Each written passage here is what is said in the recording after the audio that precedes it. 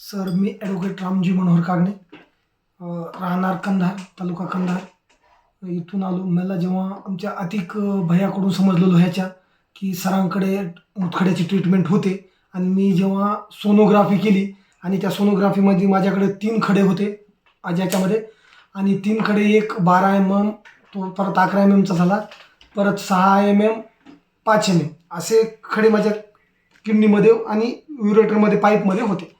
मग आपल्याकडं ट्रीटमेंट घेतल्यानंतर सर शिवपार्वती हॉस्पिटलचा मला पत्ता सांगण्यात आला आमच्या आतिक भैयाकडून आणि त्यानंतर मग स्वामी सर आहेत म्हणून मी जेव्हा तुमच्या हॉस्पिटलला भेट दिली तेव्हा माझा सर हा 11 mm खडा पूर्ण पडला सर. विदिन 30 आणि 20 म्हणजे 45 ते 48 दिवसामध्ये सर.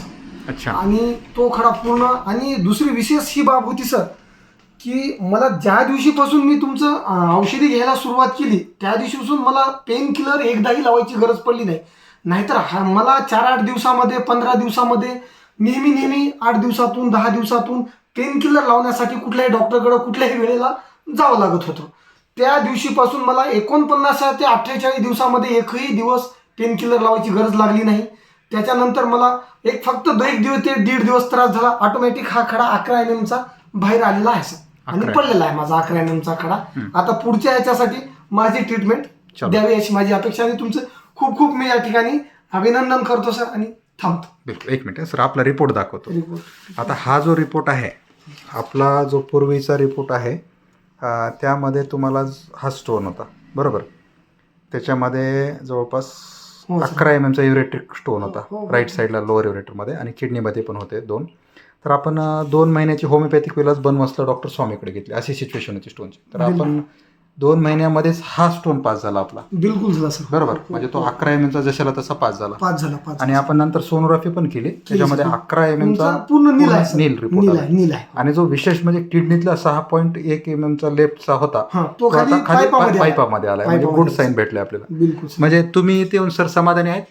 खूप खूप समाधानी सर. आणि मी ॲडव्होकेट वकील असल्यामुळं मी इतर लोकांना, मुतखड्याच्या पेशंटला असं सांगू इच्छितो की तुमची एकदा ट्रीटमेंट घेऊन पाहायला काहीच अडचण नाही. अशी काही खूप महागडी नाही किंवा काही कुठली खर्ची खूप बाब नाही किंवा तुमच्याकडं कुठं लांब नाही, तालुक्यातल्या जवळच्या आसपासच्या आजूबाजूच्या लोकांनी घ्यायला एकदा ट्राय करायला काहीच अडचण नाही.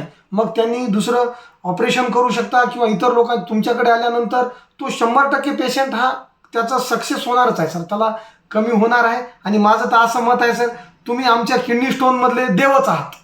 बिलकुल असं म्हणायला काहीच अडचण नाही सर. बिलकुल तसं मी 10 वर्षापासून अनुभव सर.